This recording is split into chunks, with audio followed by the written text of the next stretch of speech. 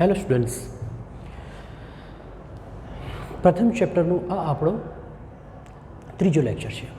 Last લેક્ચરમાં આપણે જુદી જુદી રાશિઓ અને તેમના એકમોની ચર્ચા કરી. ત્યારબાદ એસઆઈ એકમના પૂર્વગો એટલે કે રાશિના એક મૂલ્યને નાના મૂલ્ય અથવા તો તેના કરતાં મોટા મૂલ્યમાં રૂપાંતર કરવા માટે જરૂરી પૂર્વગોની ચર્ચા કરી. હવે આ લેક્ચરમાં એ જ ટૉપિકને થોડું અગાડી લઈ જઈએ.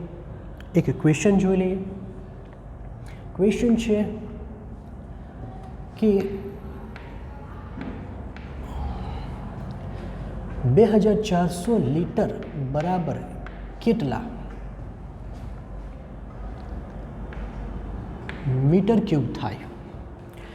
કદ માટે મીટર ક્યુબ એ એનો એસઆઈ એકમ છે. કદ માટે મીટર ક્યુબ એનો એસઆઈ એકમ છે, પરંતુ વધુ પ્રમાણમાં જો વપરાતો હોય તો લીટર છે. તો આવા કિસ્સામાં લીટર અને મીટર ક્યુબ તથા બીજા નાના એકમો જેવા કે સેન્ટીમીટર ક્યુબ, મિલીમીટર ક્યુબ વચ્ચેનો સંબંધ ખબર હોવો જોઈએ, તો જ આપણે આ આન્સર મેળવી શકીએ.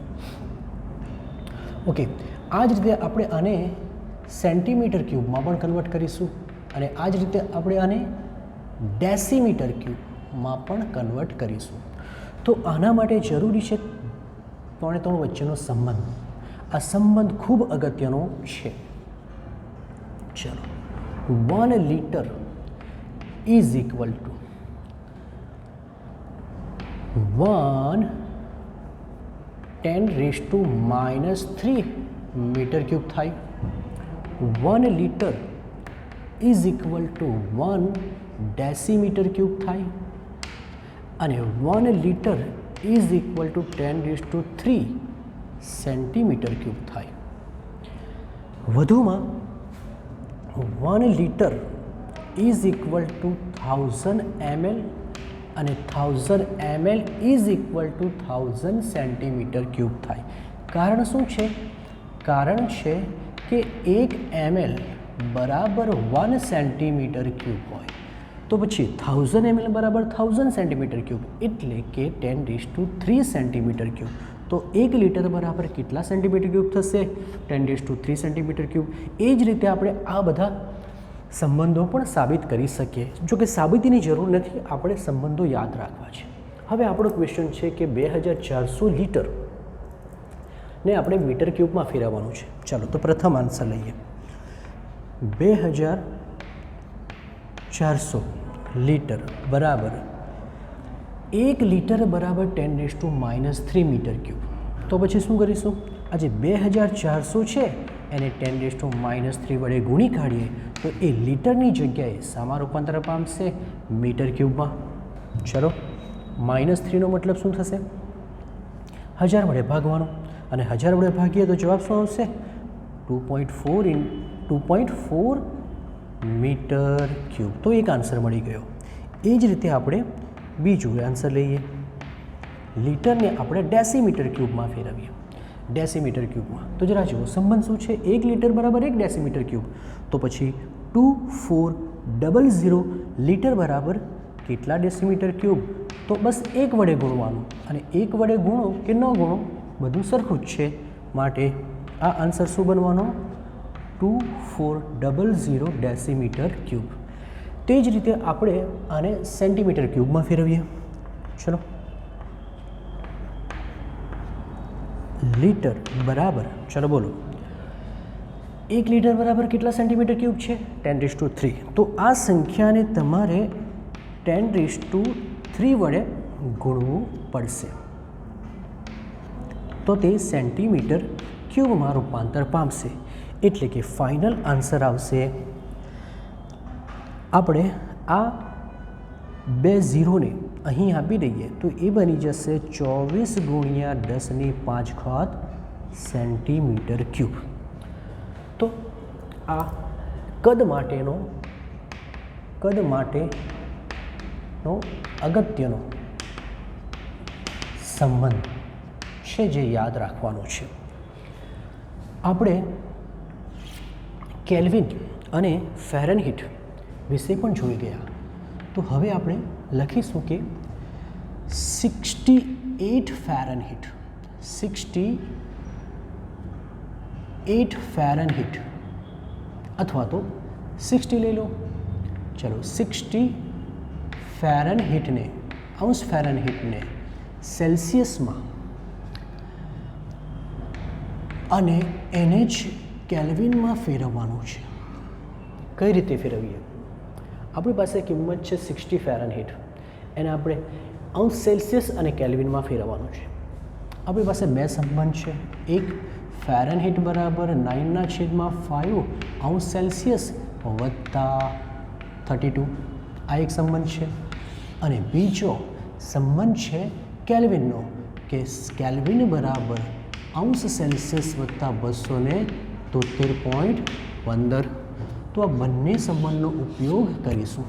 પ્રથમ આપણે સેલ્સિયસ સુધી રહીએ આ સૂત્ર પરથી, ત્યારબાદ એ સૂત્રનો ઉપયોગ અહીં કરીશું. તો ચલો અહીં કિંમત મૂકી રહીએ 60, આ 9/5 બરાબર 68 લઈ લઈએ તો વધુ સરળતાથી રૂપાંતર થઈ જશે, કેલ્ક્યુલેટરની જરૂર પડશે નહીં. ચાલો અને આમ લાવીએ તો 68 - 32 બરાબર શું થવાના? બરાબર અંશ સેલ્સિયસ કેટલા આવશે?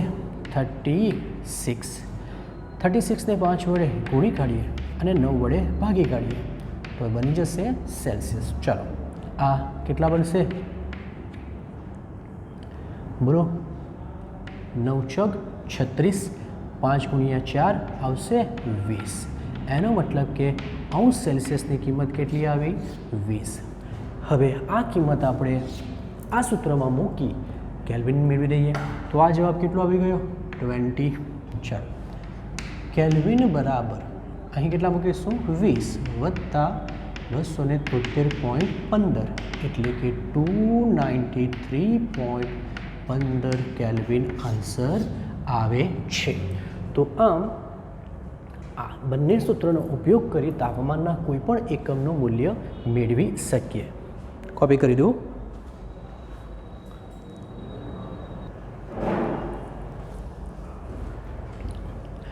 હવે આપણો નેક્સ્ટ ટોપિક છે વૈજ્ઞાનિક અંક પદ્ધતિ.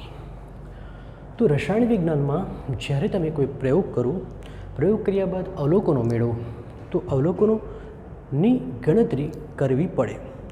હવે આ જે મૂલ્ય તમે મેળવો અવલોકનના, એ મૂલ્ય ખૂબ જ ઘણા મોટા પણ હોઈ શકે અને ખૂબ જ ઘણા નાના પણ હોઈ શકે.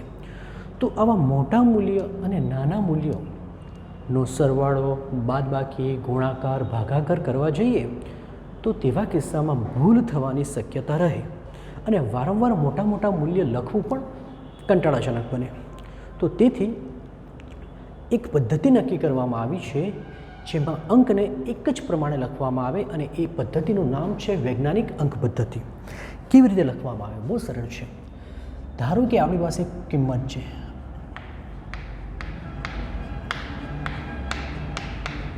આટલી મોટી કિંમત છે. હવે આ કિંમતો વારંવાર લખવી કંટાળાજનક બને, તેમજ જગ્યા પણ વધુ રોકે, ભૂલ થવાની શક્યતા વધારે રહે. એ જ રીતે એક કિંમત છે 0.00800778 આવી નાનીમાં નાની કિંમત છે. તો આવી કિંમતોને જો વારંવાર લખવામાં આવે તો ભૂલ થવાની શક્યતા રહે છે. તો એના માટે શું કરવામાં આવે કે નિયમ પ્રમાણે અહીં દશાંશ ચિહ્ન અહીં છે ને અહીં દશાંશ ચિહ્ન સપોઝ કે અહીં છે, આપણે એક દશાંશ ચિહ્ન મૂકી દીધો તો હંમેશા દશાંશ ચિહ્ન પહેલાં એક જ અંક રાખવો પડે, એક જ અંક લખવામાં આવે, બાકીના અંકોને દશાંશ ચિહ્ન પછી લખવામાં આવે. તે રીતે અહીં પણ દશાંશ ચિહ્ન પહેલાં આપણે એક જ અંક લખવાના છે. તો શું કરવાનું? એનો મતલબ કે દશાંશ ચિહ્નને ખસેડવું પડે. આ કિસ્સામાં દશાંશ ચિહ્નને આપણે અહીં લઈ જવું પડશે, અહીં 4 પોઈન્ટ, એટલે કે 4 પોઈન્ટ, બાકીની સંખ્યા પછાડી આવશે. તો કેટલા પોઈન્ટ ખસી ગયા? અહીંથી 1, આ 1 કહેવાય, 2, 3, 4, 5, 6 ને 7. તો આપણે 7 પોઈન્ટ કઈ બાજુ ખસેડીએ? આપણે ડાબી બાજુ. તો લખાશે શું? 4800988678 × 10⁻⁷ 1 2 3 4 5 6 ને 7 7 પોઈન્ટ ડાબી બાજુ ખસેડીએ તો 10ની એટલી જ પણ પ્લસ ઘાત મૂકવાની, એટલે 10⁻+7 આવ્યા. હવે આ કિસ્સામાં આપણે જે સંખ્યા ક્યાં છે, અહીં છે. પ્રથમ સંખ્યા આ છે એટલે 8 પછી પોઈન્ટ મૂકવો પડશે. તો કેટલા પોઈન્ટ ખસેડીએ? 1 2 3 અને 4 પોઈન્ટ ખસેડવાના. 4 પોઈન્ટ કઈ બાજુ ખસેડવું પડે? તો જમણી બાજુ. 8.0078 જો જમણી બાજુ ખસેડીએ તો એટલા જ માઇનસ પોઈન્ટ મૂકવું પડે. તો આ રીતે સંખ્યાને પોઈન્ટ પહેલાં એટલે કે દશાંશ ચિહ્ન પહેલાં એક જ અંક લખવાની રીતને શું કહેવામાં આવે? વૈજ્ઞાનિક અંક પદ્ધતિ. આમ યાદ રાખવાનું શું છે કે જો આપણે કઈ બાજુ ખસીએ? ડાબી બાજુ. તો જેટલા પોઈન્ટ ખસે 10ની ઉપર એટલી જ કેવી ઘાત આવે? પ્લસ ઘાત આવે. અને જો આપણે જમણી બાજુ ખસીએ, દશાંશ ચિહ્નને કઈ બાજુ ખસેડીએ? જમણી બાજુ. તો 10ના ઉપર એટલી જ કેવી ઘાત આવશે? માઇનસ ઘાત આવશે. આ ખૂબ અગત્યનું છે. ચાલો હવે આપણે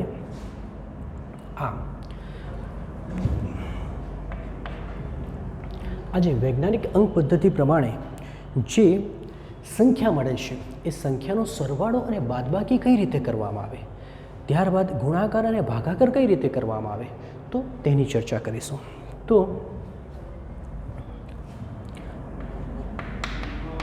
વૈજ્ઞાનિક અંક પદ્ધતિ પ્રમાણે પ્રથમ આપણે સરવાળો અને બાદબાકી જોઈએ, ત્યારબાદ આપણે ગુણાકાર અને ભાગાકાર જોઈએ. ચાલો આપણે ધારી લઈએ કે આપણી પાસે બે સંખ્યા છે. દાખલા તરીકે x બરાબર કોઈ કિંમત લઈ લઈએ 3.78 × 10⁵ અને એક કિંમત લઈ લઈએ y કિંમત લઈ લઈએ આપણે 8.6 × 10⁴. આ બંને કિંમતોનો પ્રથમ આપણે શું કરીએ? સરવાળો. કઈ પદ્ધતિ અનુસાર? વૈજ્ઞાનિક અંક પદ્ધતિ અનુસાર. ચલો તો પ્રથમ સરવાળો. સરવાળો એટલે x વત્તા શું થશે? y. ચલો કિંમત મૂકી દઈએ. 3.78 વત્તા 3.78 × 10⁵ વત્તા 8.6 × 10⁴. હવે આ કિંમતોનો સીધો સરવાળો ન થાય. અહીં ખૂબ અગત્યનું છે. આવા કિંમતોનો સરવાળો ત્યારે શક્ય બને જ્યારે 10ની ઘાત બંને બાજુ સમાન હોય. 10ની ઘાતને સમાન કરી એમને સામાન્ય કાઢીને જ આ સંખ્યાનો સરવાળો કરી શકાય. તો પછી 10ની ઘાત સમાન કેવી રીતે કરીએ? ક્યાં તો મારે બંને બાજુ 10⁵ કરવાના, ક્યાં તો મારે બંને બાજુ 10⁴ કરવાના. આપણે એક કામ કરીએ, આને 10⁵ કરી દઈએ. તો જુઓ 3.78 × 10⁵ આ તેમના તેમ રાખી દીધા. આને મારે 10⁵ કરવું હોય તો એક પોઈન્ટ જરાક જુઓ, 10ની 4 ઘાત છે, મારે 5 ઘાત કરવી છે એટલે પ્લસ લાવવા છે. તો પોઈન્ટ કઈ બાજુ ખસેડવાના પ્લસ લાવવા માટે? ડાબી બાજુ. તો એક પોઈન્ટ આમ ખસેડ એટલે આ બની જશે 0.86 × 10⁵. હવે તમે જોઈ શકો છો કે બંનેમાં 10ની ઘાત કેવી બની? સમાન. તો આ 10ની ઘાતને સામાન્ય કાઢી લઈએ. 3.78 વત્તા 0.86 અને કોમન શું નીકળી ગયું? 10⁵. હવે આ બેનો સરવાળો કરી લઈએ. ચાલો બોલો શું આવશે સરવાળો? આમનો સરવાળો આવશે 4.64 અને બાકી શું બચવાના? 10⁵. તો આ થયો આન્સર. ફરી પાછા સરવાળા અને બાદબાકીમાં 10ની ઘાતાંકવાળા પદો કેવા થવા જોઈએ? સમાન થવા જોઈએ. હવે આ જ સંખ્યાનો આપણે શું કરી દઈએ? બાદબાકી કરી દઈએ. બાદબાકી. ચાલો બાદબાકી એટલે x માઇનસ શું થવાના? y. ચાલો xની કિંમત કેટલી છે? 3.78 × 10⁵ કેટલા? કોઈ બીજી કિંમત લઈ લે. 3.78 ચલો 3.78 × 10⁵ કેટલા છે? 5. -8.6 × 10⁴ ફરી પાછા સરવાળો હોય કે બાદબાકી 10ની ઘાતાંકો કેવી થવી જોઈએ? સમાન થવી જોઈએ. તો આપણે 3.78 × 10⁵ તેમના તેમ રાખીશું અને ફરી પાછા 10ની 5 ઘાત કરીએ એટલે આ થઈ જવાના 0.86 × 10⁵. હવે શું સામાન્ય કાઢી લઈએ? 10⁵ કોમન કાઢી લીધા તો રહેવાના શું? 0.86. ચલો આમની બાદબાકી, ચલો બાદબાકી કરો. શું આવશે જવાબ? આ થવાના, અહીં કરી નાખીએ 3.78, 0.86. આ કિંમત કેટલી આવશે? 2. અહીં બચશે 2, બરાબર. અહીં આવશે 10. 17માંથી 8 જશે તો કેટલા થવાના? 9 અને બચવાના 2. તો આન્સર શું આવ્યો? 2.92 × 10⁵ કેટલા? 5. બરાબર. તો આ આન્સર છે. હવે એ જ રીતે આપણે ગુણાકાર અને ભાગાકાર જોઈ લઈશું.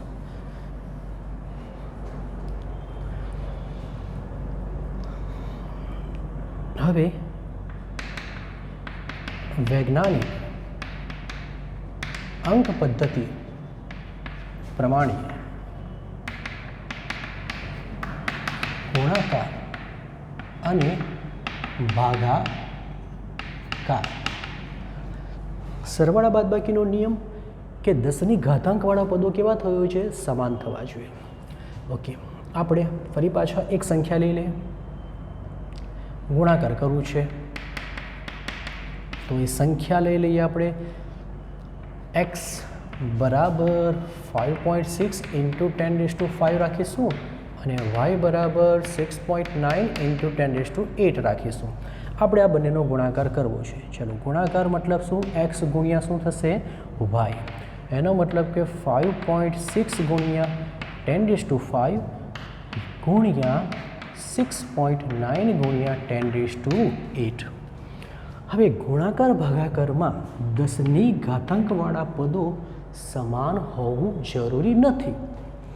અહીં શું કરવાનું હોય છે?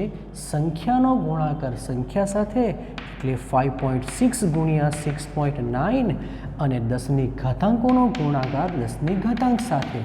આ રીતે વાત સમજ પડી? આ સંખ્યાનો ગુણાકાર આની સાથે કરીશું. ચલો, આનો જવાબ કેટલો આવશે? આનો જવાબ 38.64 આવશે. અને હવે તમે 9th 10thમાં શીખી આવ્યા છે કે આધાર સરખા હોય તો ઘાતાંકોનો શું થાય? સરવાળો. તો 5 + 8 થશે. તો એનો મતલબ કે 38.64 ગુણ્યા 10⁵ કેટલા થશે? 13. પરંતુ વૈજ્ઞાનિક અંક પદ્ધતિ એમ કહે કે સંખ્યાને એવી રીતે લખવાની કે પોઈન્ટ પહેલાં એક જ સંખ્યા આવે. તો પછી આ પોઈન્ટ આપણે આ બાજુ ખસેડીએ તો 3.864. બોલો, કઈ બાજુ પોઈન્ટ ખસેડ્યા? ડાબી બાજુ. ડાબી બાજુ એટલે 10ની પ્લસ ઘાત. તો 1 ઉમેરવાનું એટલે કે 13 + 1 એટલે કેટલા થશે? 14. તો આ તમારો આન્સર. આ જ રીતે આપણે ભાગાકાર કરી દઈશું. ચલો, આ જ રીતે આપણે ભાગાકાર કરી દઈએ. પહેલાં તમે કોપી કરી લો.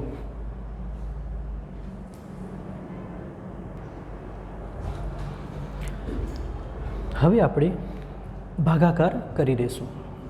તો ભાગાકાર, સપોઝ x બરાબર આપણે કિંમત લઈ લઈએ 2.7 × 10⁵ કેટલા લેશું? -3. અને y બરાબર કિંમત લઈ લઈએ 5.5 × 10⁻⁴. આપણે આ બે કિંમતનો ભાગાકાર કરવો છે. કઈ રીતે કરીશું? x/y બરાબર, ચાલો ભાગાકાર મતલબ આ કિંમત ઉપર હશે 10⁻³ અને નીચે 5.5 × 10⁻⁴. હવે ગુણાકાર અને ભાગાકારમાં સંખ્યાનો ભાગાકાર સંખ્યા સાથે અને 10ની ઘાતાંકોનો ભાગાકાર 10ની ઘાતાંક સાથે કરવો. આનો જવાબ 0.49ની આસપાસ આવશે. તમારે કેલ્ક્યુલેશન ચેક કરીને જોવાનું. આનું કેવી રીતે કરીશું? તો સમજો કે 10⁻⁴ છે એને જો ઉપર લખીએ તો શું થાય? તો એ ચિહ્ન બદલાઈ જશે, એટલે શું થઈ જશે? પ્લસ થઈ જશે. ત્યારબાદ ગુણાકારમાં આધાર સરખા તો ઘાતાંકોનો શું થશે? સરવાળો, એટલે કે -3 વત્તા +4. તો કિંમત કેટલી થશે?